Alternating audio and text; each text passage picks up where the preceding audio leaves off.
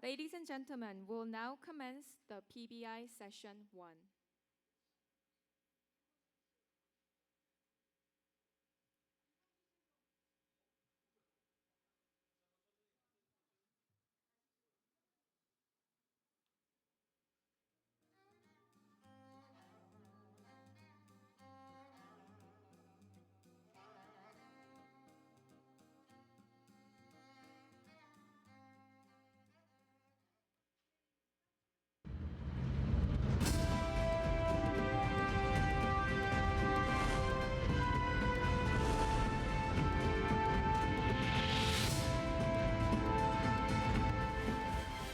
Public Broadcasters International Seoul 2018. Welcome to Session 1, Connected Platforms and Media's Next Big Bang, Platform Era, Should We Get Connected? The broadcasting industry is changing fast beyond digitalization. The new wave of technological development such as artificial intelligence and 5G expands the horizon of what media is and what public service media should do. Platforms that connect users, content providers, creators, and others have become dominant ways for us to experience media. Should public service media become a platform and get connected? How can we lead this new wave of technological advancement? This session has 3 speeches. First, Mr. Ryoichi Ueda, president of NHK, will give a speech, Evolving into Public Service Media. Mr. Park Yoon-sang, head of new business at Network Business of Samsung Electronics, will talk about Samsung's 5G vision and use cases. Finally, Mr. Brian Sug, director of YouTube Partnership in Great China Network and Korea, will present change in media the previous 5 years and the next 5 years. Mr. Jean-Paul Philippot, president of European Broadcasting Union and general administrator of Belgium's RTB, will chair the discussion following the speeches. On the stage to kick off the session is Mr. Ryoichi Ueda, president of NHK. Mr. Ryoichi Ueda.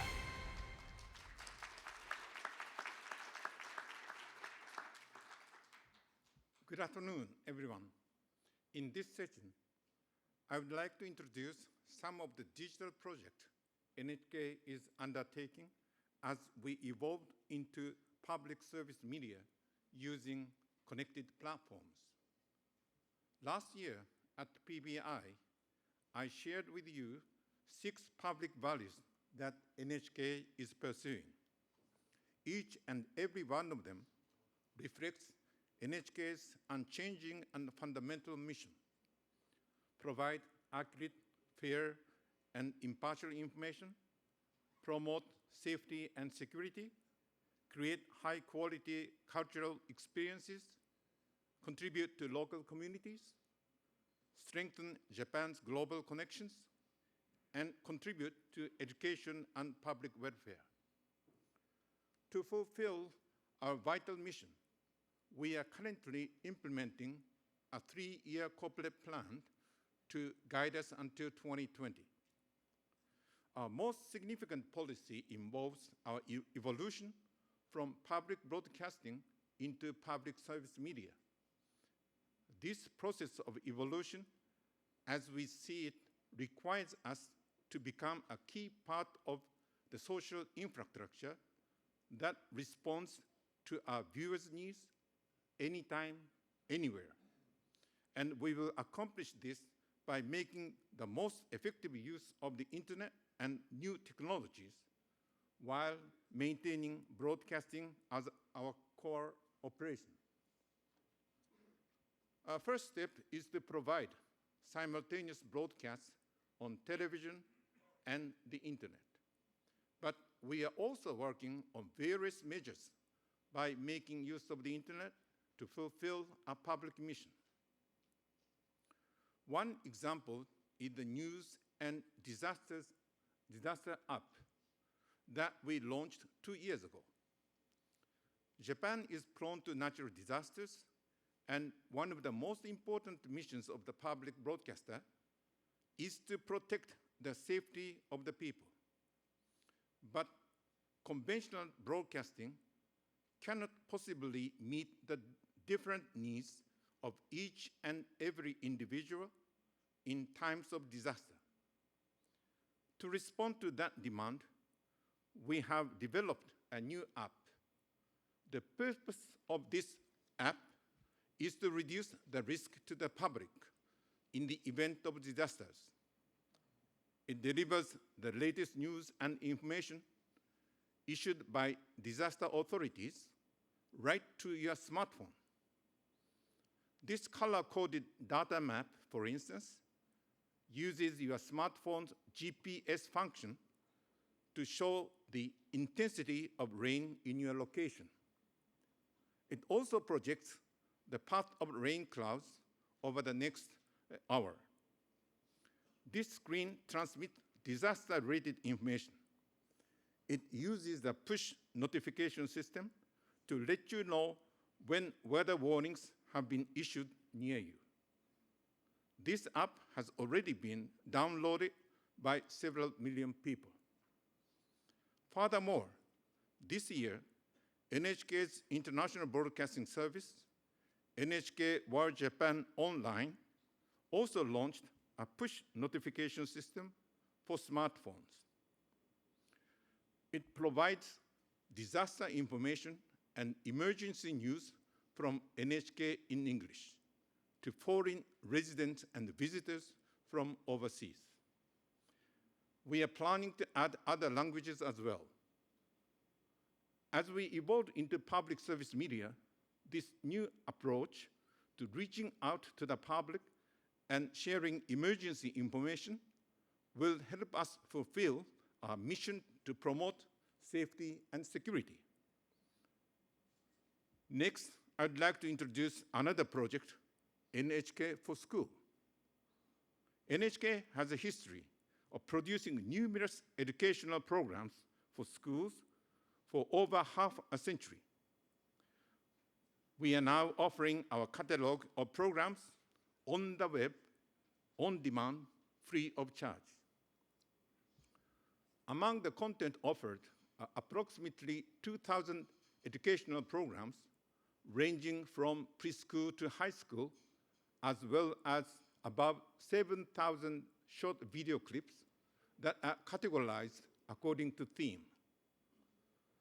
This content is organized by school grade and subject in accordance with the course of study or the curriculum guidelines mandated by the government. This means that teachers can easily find just the right materials to use in their classroom.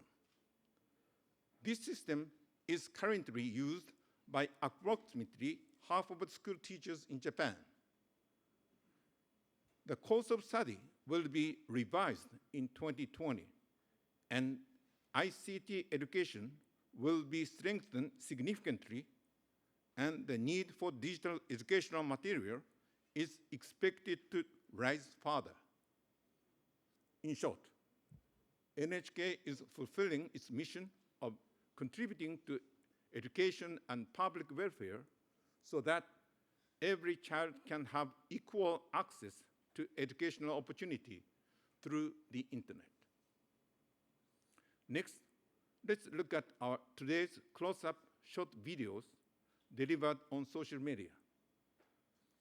Today's close-up is one of NHK's flagship current affairs program.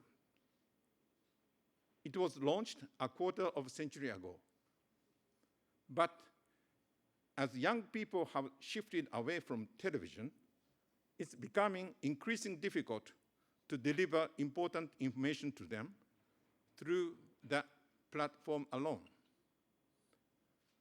In response, we began offering condensed 1 to 2 minute short video versions of the 25-minute documentary program on Facebook 2 years ago.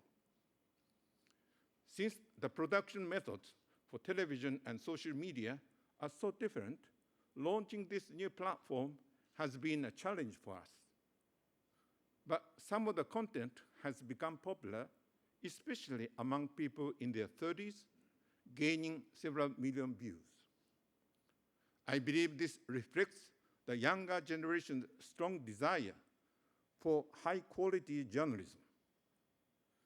Please have a look at these sample video clips.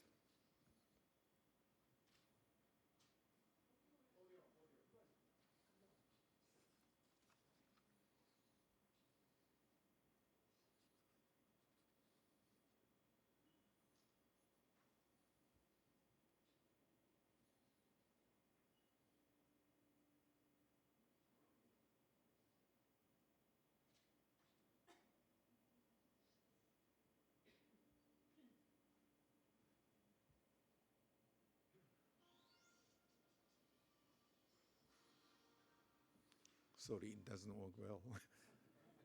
But now working. Oh, no?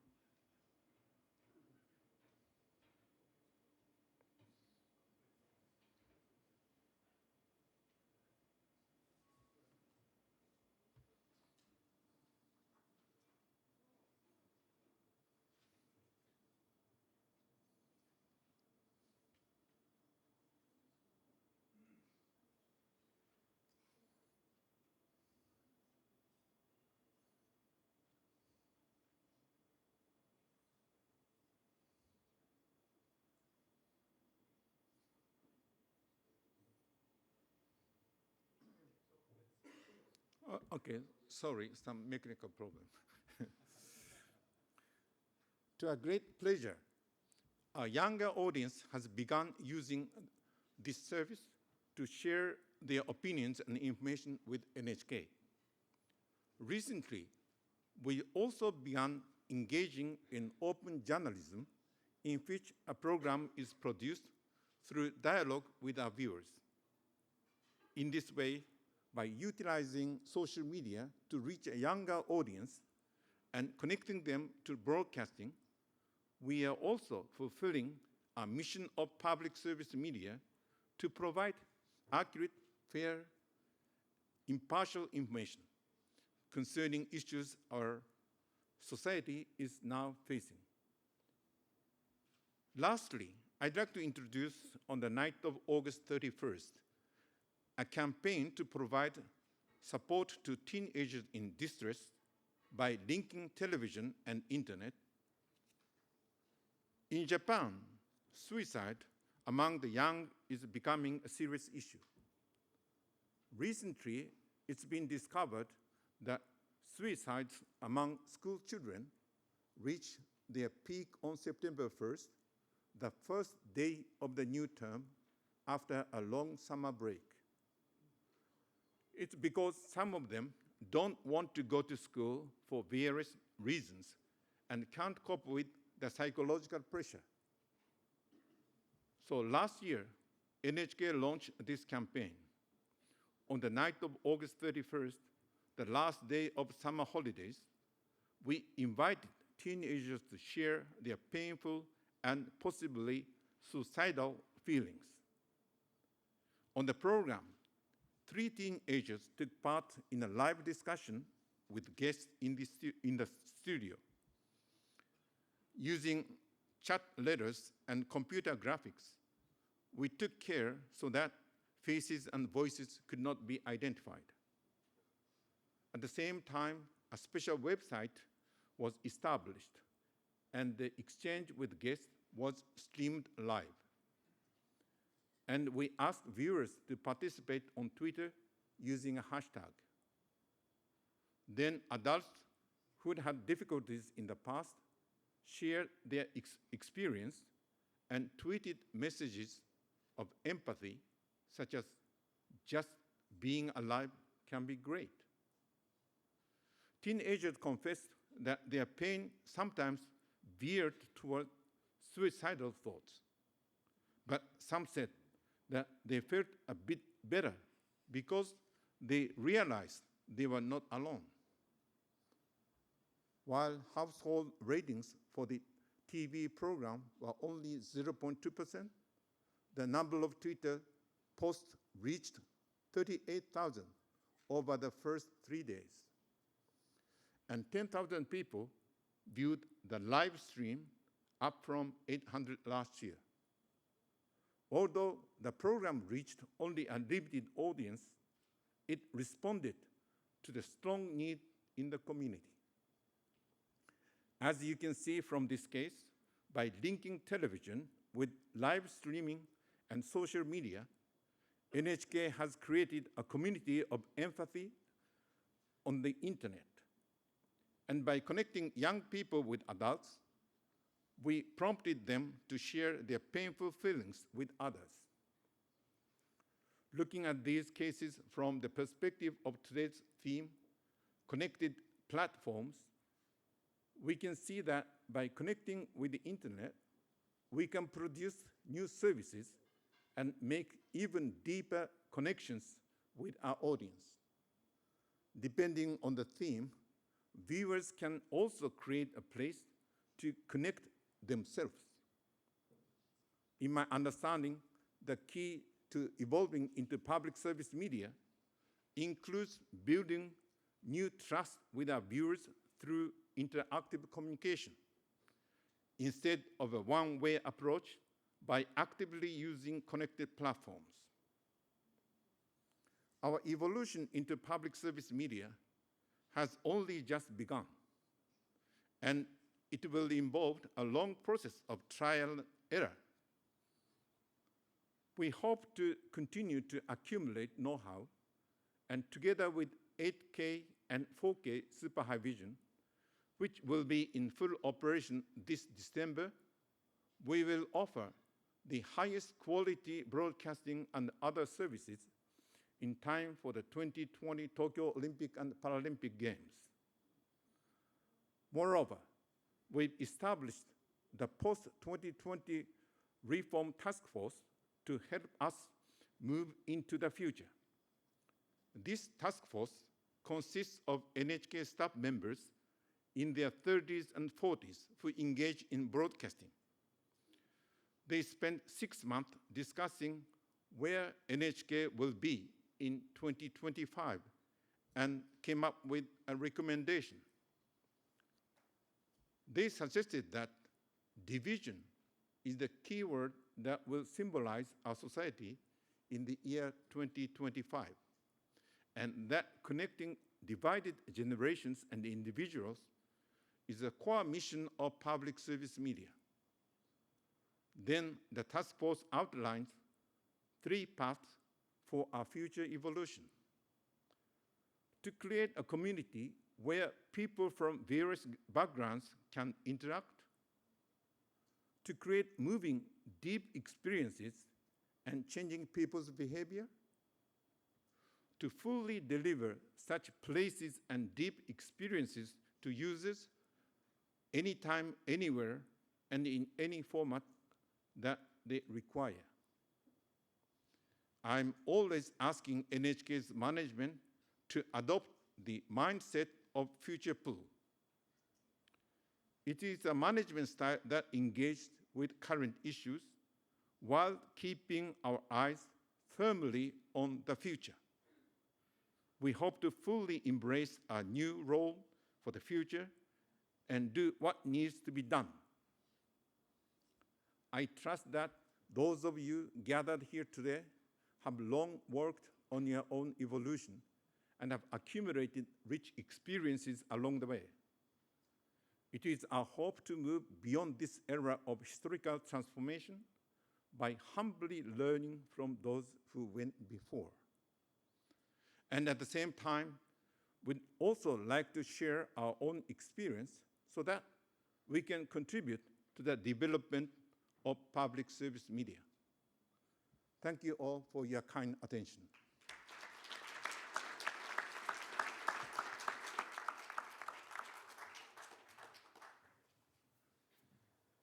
Thanks very much, Mr. Ueda. It's my pleasure now to invite our second speaker, Mr. Yoon Sang. You have the floor.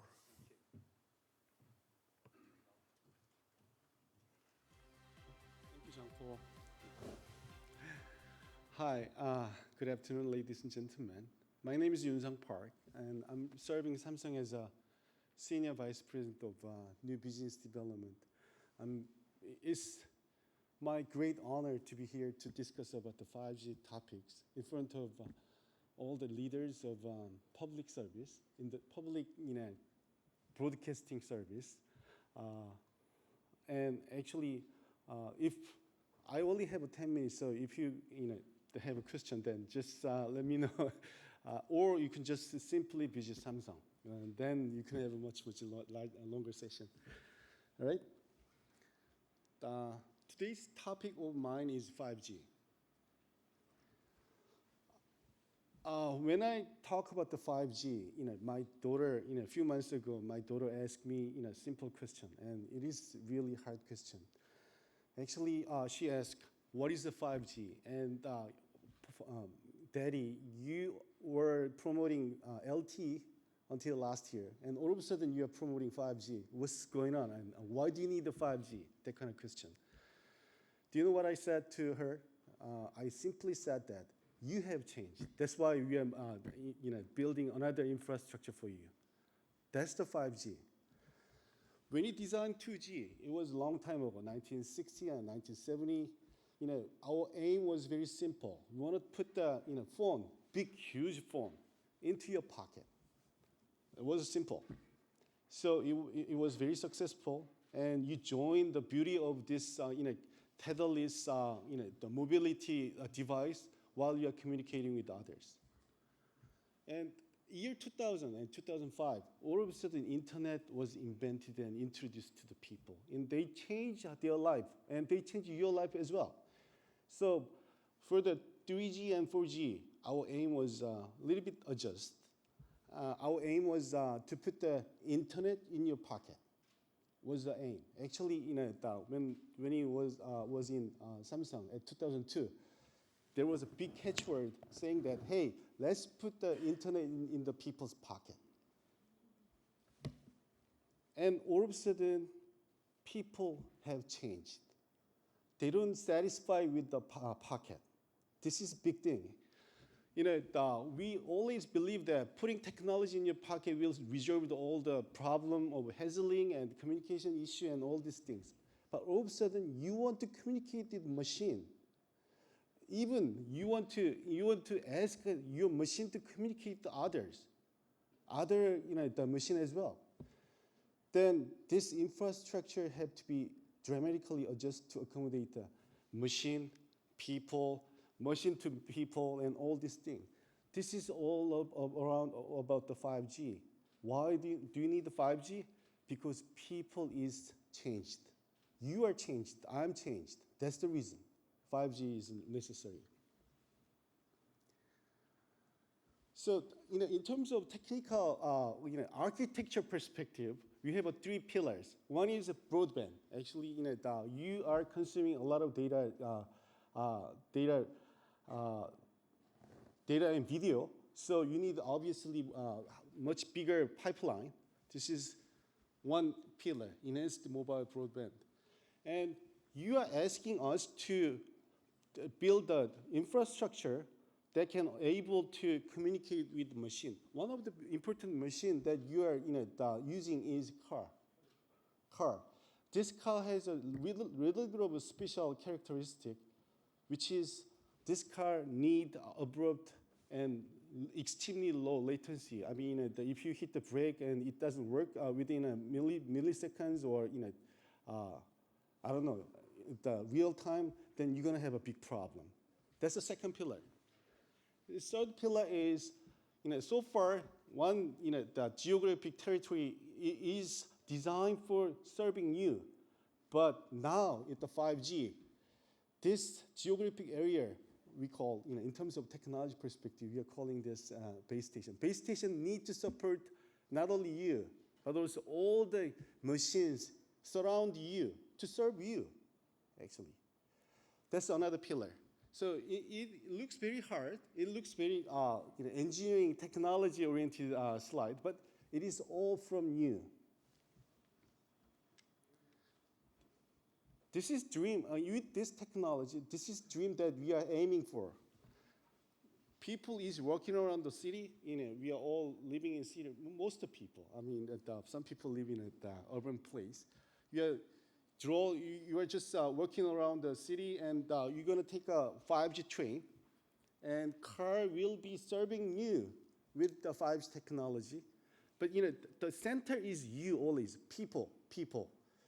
people is around city, and video surveillance video is providing necessary and meaningful data to you, and you are enjoying this all the data using 5G infrastructure.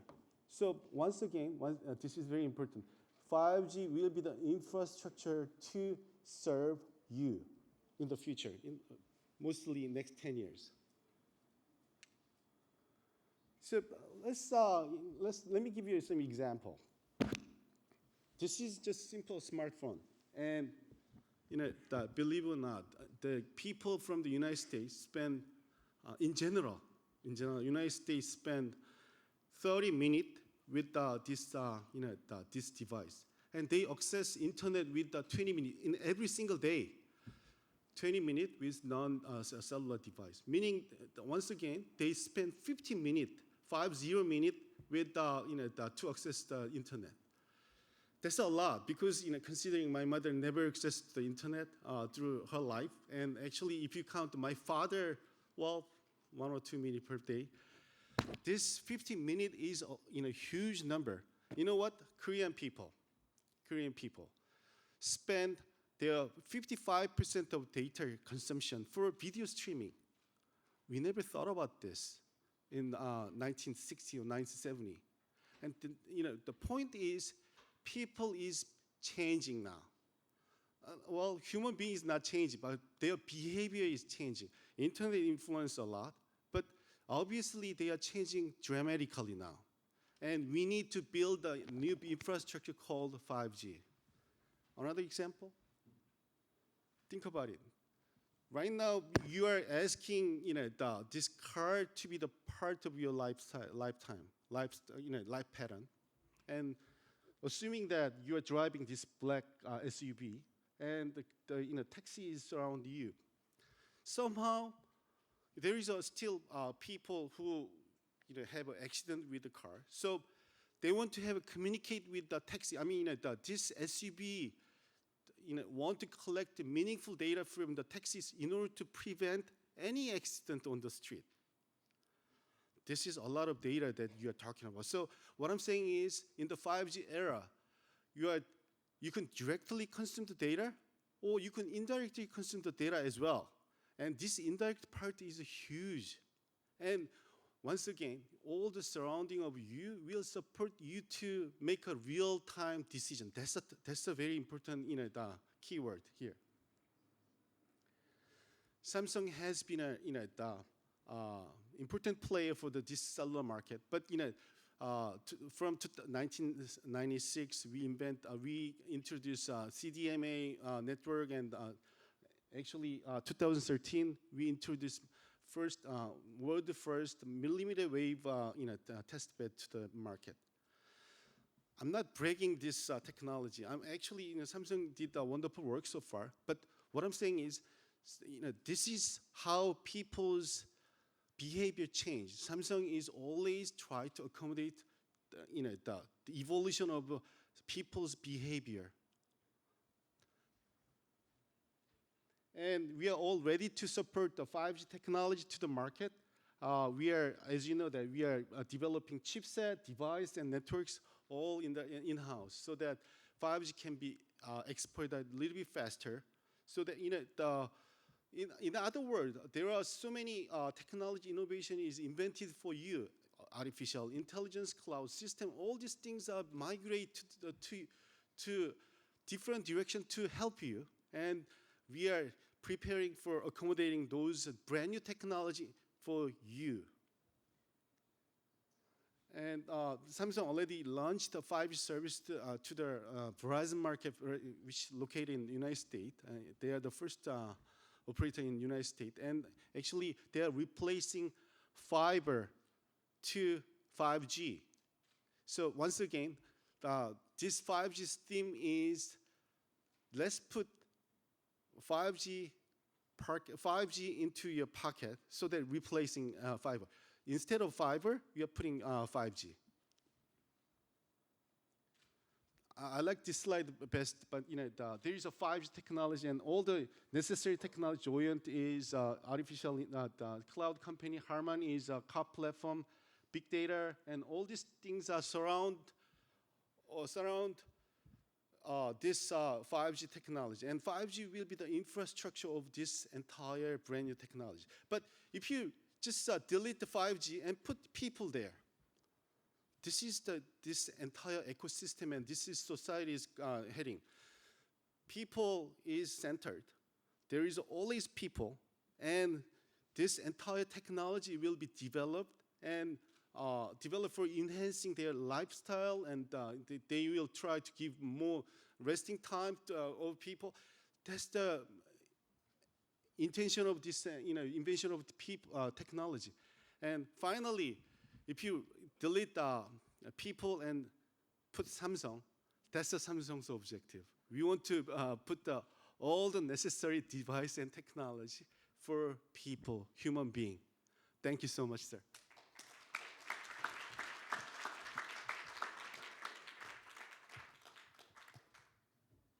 Thank you very much. And now it's my pleasure to invite Mr. Su on the floor. Third focus for this debate.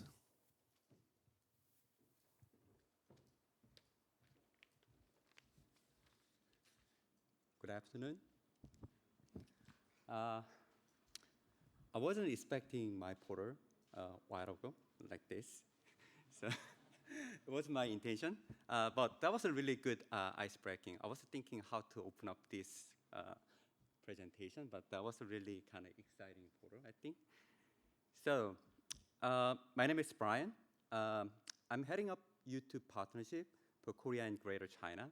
When we say Greater China, it means Taiwan, Hong Kong, and China. Then you may want to ask, China? Does YouTube have business in China? Yes, we do. I have my partners in China. So I actually was in Chongqing last week to attend one of my partners' conference. It was a World Video Forum held by CCTV. Anyone from CCTV here? Okay. So, thank you.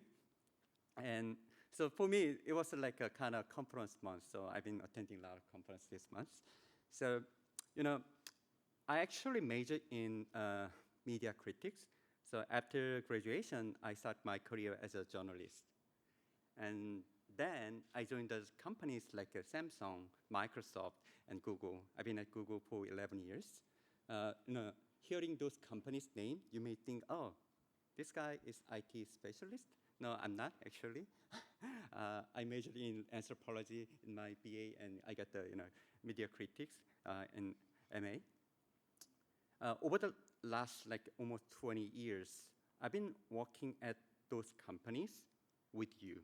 Basically, my job is working closely with the media companies, how to work together and making better service. So based on my experience over the last 20 years, this is kind of my personal thought on changes in media over the last 5 years and what will come over the next 5 years. So to begin with, I want to play a video clip. Welcome back. I'm so happy you're here tonight. It's once in a lifetime. A song comes along that defines a generation. A song that unites us all together in beautiful harmony. John Lennon's Imagine, Marvin Gaye's What's Going On. But never has a song so clearly defined a generation as the one we're talking about tonight. That's right, mummies and daddies. Tonight, we'll be performing for you the definitive version of the hit song, Baby Shark. Baby shark, do do do do do do. Baby shark, do do do do do do. Baby shark, do do do do do do. Baby shark. shark, do do do do do do. Mommy shark, do do do do do do. Mommy shark, do do do do do do. Mommy shark.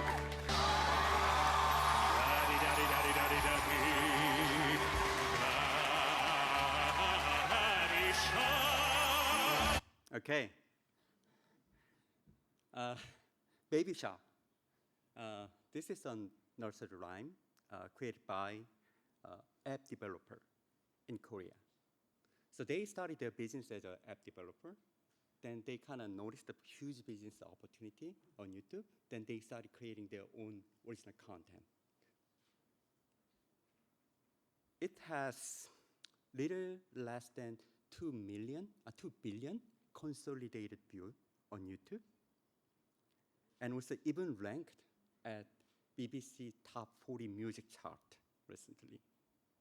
I think this is a great example of the local content and local culture can travel the globe, leveraging platforms like YouTube. The question here is, what cause and what's the implication of this? Production, distribution, exhibition are those are three major components in media industry. In production,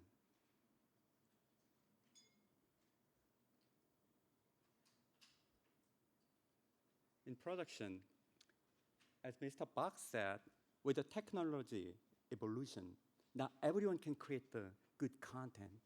It means there are so many content. So if we don't have a really compelling or engaging content, it's going to be more difficult to find new audience. In distribution, we are seeing dismantle of the old supply chain. So this is what used to be. In this model, everyone has their unique functions. Only local broadcaster can access audience in a scalable way. However, this is what is happening now. Everyone can access audience directly, artists, production company, even global broadcaster. They can access audience all around the world. In exhibition, this is a chart showing the big screen TV consumption in US. So even on big screen TV, people are consuming more OTT service with which they can control their content consumption experience.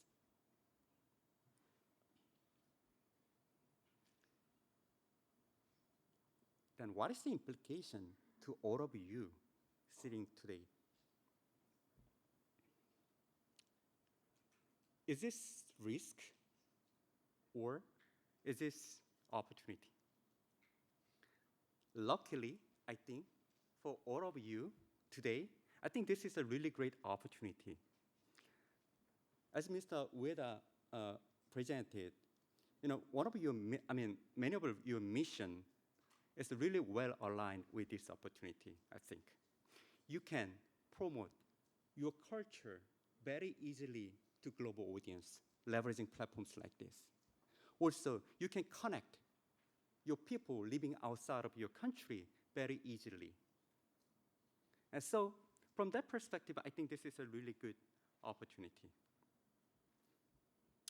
Then, what's going to happen over the next 5 years? Okay, I didn't have time to verify my thought on this, but I'd love to hear your thought as well after speaking. So, to summarize the change in media over the last 5 years, I think it's more around like a change in channel. So it was all about the video content, but but the way to produce content and the way to distribute content and the way viewing content has been changed. I want to take a moment to thought about what is the communication in the beginning. What is the perfect communication? I think the perfect communication is what we are doing right now. It's a face-to-face communication. However, there are two limitations: time and space. That's why we started developing mass media communication. People developed a lot of new technology, such as letter, drawing, video, recording, and so on. But if you go a little deeper in terms of the media, I think there are two components. One is the format, and the other one is channel. For example, letter and text are format, and books and newspaper is a channel.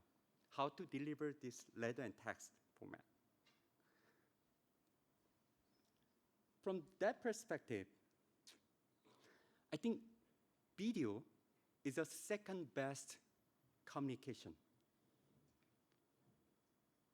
However, it wasn't impossible. We talked about video generation since 1970s, right? But I didn't think we really have video generation yet up until now, because it requires several things. First, it does require technology innovation, as Mr. Bach said. So people need to access video anywhere, anytime, very easily.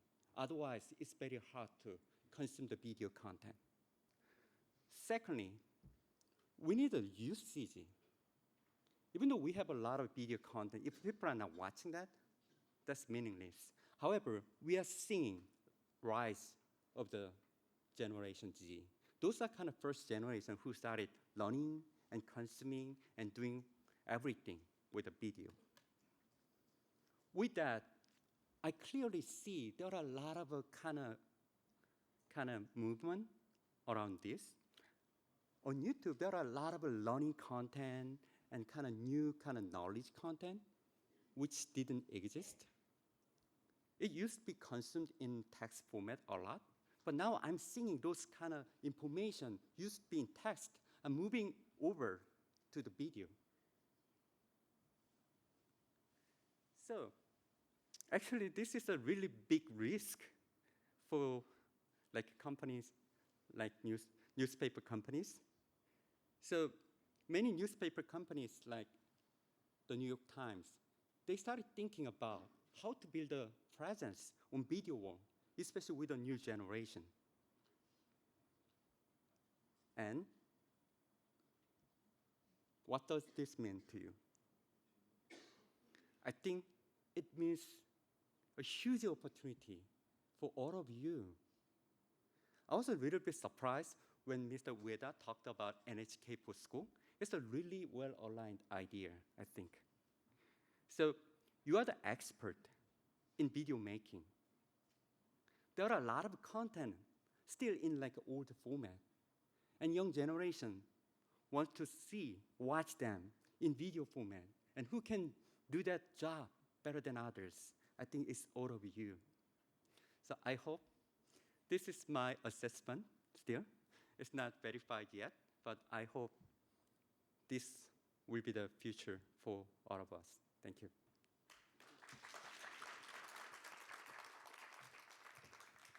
So, thank you, Brian. I think that you set the tone of the World Conferences. We have now a few moments for engage the conversation. My first question will be for Mr. Ueda.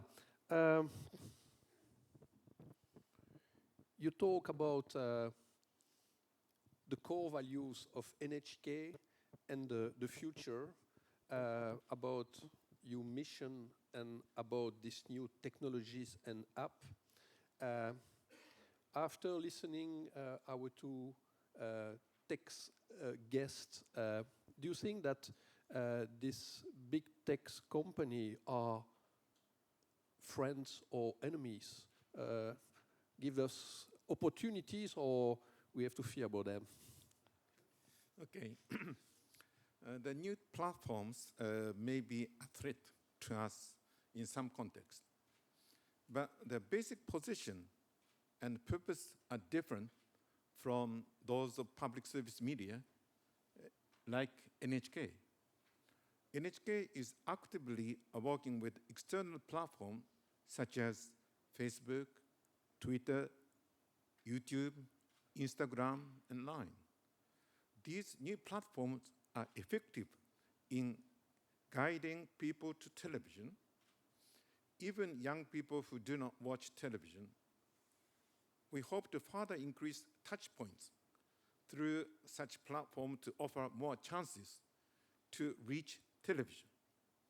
The basic principle of NHK is to maintain broadcasting as our core operation and make appropriate use of the internet.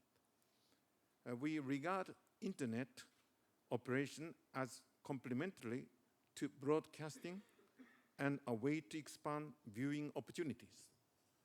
Therefore, we do not necessarily see the digital giants as rivals.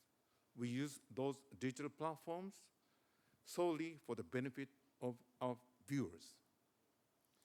Okay, thanks. So, opportunities for you. Yes. Thanks a lot. And you talk about new formats and platform. I think now that we can watch the video that you mentioned in your presentation. Could we start it with the sound? Some clips. Great.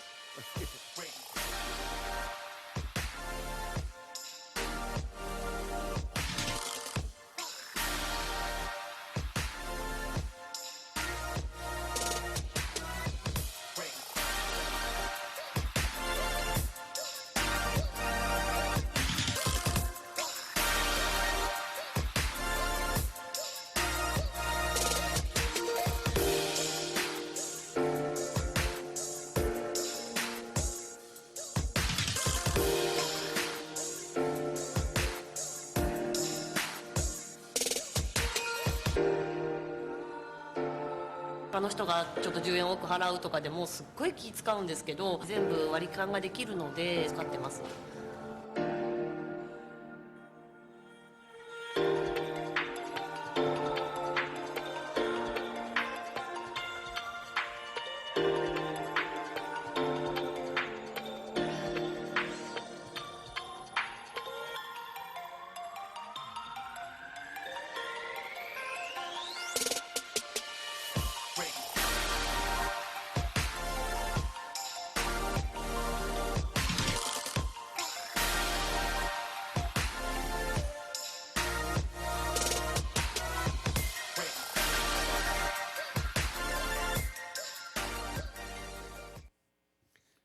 Those are the clips of today's close-up.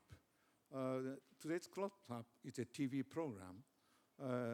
It's a documentary of the current affairs. It takes about 25 minutes or something. And introducing these, clips through internet, we are trying to invite young generation to get some interest. And if they feel some interest, then they can come to television. That's one of the typical example. We are, using the television as a main operation, and we are using internet as a complementary, platform. Thanks, Mr. Ueda. Thanks for this concrete example of the way to connect broadband and broadcast. And it gives me the opportunity for a question for Brian. Brian, you talk about all the opportunities of the new technologies. Mr. Ueda demonstrate the fact that we can work together between broadband and broadcast to connect the young generation. But there is another evidence. The balance of power between the big tech global companies and broadcasters are in favor of the big tech companies. So, how can you imagine a fair collaboration between broadcaster and, as you say, they are the experts in video production, and tech platform with such difference of capacity to invest and world coverage? I think the stance on this platform might be varied by the stage of the business in your domestic market. And also it might be varied by kind of country where you are located. What I mean is, if you are in like a developed country, definitely your domestic market is a big opportunity, and that might meaning that you may have more to lose. However, if you are in the developing country, and if you can address the audience in like a developed market, that's a more big opportunity. So that's the first thing. Having said that, I think we have to see the kind of all this kind of conversation, where all this conversation is coming from. So I think for the public broadcaster, you have two roles. The first one is a platform provider, and the other one is a content provider. So I don't see many kind of issue from like a content provider perspective, but more questions are coming from platform providers' perspective. So should we have our O&O platform, or should we rely on this kind of external platform more? And the answer is very hard to tell. As I told you, it's varied by the stage of your business and varied by your country. However, my recommendation is, doing everything. So you should invest. Each one has its own function and needs and its purpose. So your O&O platform also can help you to understand the dynamic of the current situation. At the same time, the established platforms can help you to access audience, especially young generation, in a scalable way. Yeah, but it's a key issues for us in the next years. And I think that in every country in ASEAN Broadcasting Union or European Broadcasting Union agenda, we have this topic, how we can have a balanced and fruitful relationship with tech companies. But when we talk about this relationship, we talk about data sharing, revenue sharing in some countries, transparency, findability of quality content. We talked this morning in the introduction speech about independent information against fake news. How can we, and if you have an advice to give to us, how can we enhance the quality of this relationship with tech companies? So I said it might be varied by kind of stage of your business, but actually if you go even deeper, it's varied by team within your organization. So some team might want to leverage this platform more, and some team might want to focus on O&O platform more. So I think there is no black or white answer to that. But as a company, my recommendation is don't stick to do or nothing. But each business or each team might have a different benefit or opportunity. Thanks. I think that we'll not conclude this debate today, but I think that you have to know that it's one of our main topics today, and ASEAN Broadcasting Union, European Broadcasting Union try to work together to have a more balanced relationship with tech companies. So, next question for you, Park. Yun-sang, yes. You explain what will be this new mobile environment thanks to the 5G, which is a bit mysterious for us. Everyone talk about 5G, but we don't have concrete development. In which 5G's opportunity PSM should invest in priorities? Well, first of all, I know very little about the PSS, PBS. Is it PBS? Or It's no public Yes. service media, Yes. like Mr. Ueda said. Yes. But I can certainly tell you one thing. Next 10 years, next 20 years, this entire network will be very diversified because they are dealing with different user experience. The key is the user experience here. And think about it. I mean, there is a network, and there is a customer for the Ford, and customer for the, let's say, KBS. They are totally require different user experience. So you cannot say that, hey, let's use the same network for fulfilling requirement of Ford and, I don't know, Samsung. It's just nonsense. I think in the PBS perspective, you have to make your own requirement much harder to access to your customer. This is, I think, interactive approach for this morning was very excellent. You gotta interact with your people as much as possible. That's one thing. And since you are public service, you have obligation to convey public voice to the technology provider, because you can be easily taking wrong direction. So, well, you're obligated. Is Samsung ready to launch research and development initiative with PBS?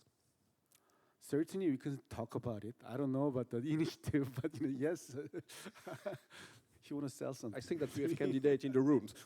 so Yes. So it's time now for question in the rooms. Everyone wants ask a question to the panelists.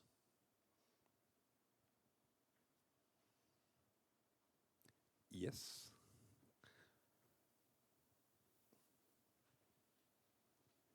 Could you present yourself before? Hi, Eric Wolf from PBS in the United States. A question for Brian. Companies like yours try to be pure platforms, or present themselves as pure platforms without an editorial component to what you do. You seek to allow broadcasters or content providers to make their content available to the world and to allow the audience to find whatever they want. But recently, YouTube has found itself in a position that it really can't stay a completely neutral provider, and some of the deplatforming wars and discussions that have gone on in the US force you into a position of having an editorial component to your work. So first, I would make a recommendation, which is you have a room full of people who have editorial experience. One thing that YouTube might want to do in the other direction is to seek advice from public service media about how you might think about editorial, how you might think about factual versus non-factual content. We probably have something to give you in that regard. But I wonder about your thoughts about that as a company as you evolve into obviously a major force in the world in content consumption, how you are approaching the editorial question. So thank you for the question. I actually really like the PBS. I watch a lot of content from PBS. So honestly speaking, I'm not in a good position to answer your question. So all the discussion I have today is from my personal perspective. So I'm not here to represent my company. So it's going to be very hard to answer your question. But if I can talk from my personal perspective, I think it's very difficult question. Yes. So definitely the company doesn't have any kind of excellency or good experience in that area, and it's going to be a lot of question. So I don't think we have a really good answer for that. But I mean, think about the YouTube. It's been only around little more than 10 years. So it's a really baby, I think, compared to all the broadcasting industry. It's been more than so many years. So I think the company needs to find out the better solution over the time. But in doing that, I think that Google is fundamentally product company and technology company. That's their expert. So I believe the company will stay on the top of that over the time. And also, Mr. Bach said, I think whole change of the media industry basically is coming from user. It's not coming from something else. The user changes. So if we can serve the user's benefit better, and if we can rely on our strengths, which is technology, and also we can hear more from experts like you, definitely we can find good balance on that. Thank you. So it's already time to conclude and close the debate. I'm convinced that we will continue during the break, but I have a last final question for you, Mr. Ueda. You impress me with your slogan, "Future Pull."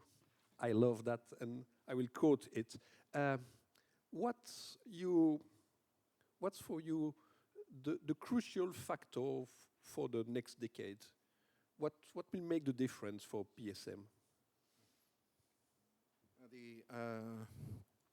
I have a habit of writing down titles of NHK programs in my notebook that I watch every day. I'm reminded every time that the strength of NHK is its rich and diverse programming. It is my belief that there is no need to be excessively afraid or be hesitant just because media environment is undergoing unprecedented change. Whether we can take this as an opportunity to grow depends on whether we can continue to ask ourselves the raison d'etre of PSM and make full use of our own strength.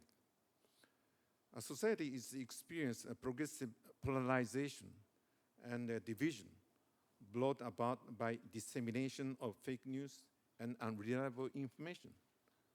In such times, we must respond properly to our viewers' right to know and contribute to the development of healthy democracy and advance of culture.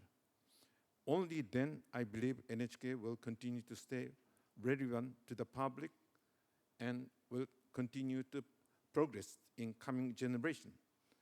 I'd like to reiterate the most important thing for public service media is the trust from the viewers or the people. So we do not necessarily see the digital giant as a rival, but we use those digital platforms for the benefit of our viewers. So thanks a lot. Enhance the trust and the relationship with the audience, thanks and through new platforms and new technology, and looking this digital future as opportunities for public broadcaster. Thanks all of you. And I think that we can work. Thank you.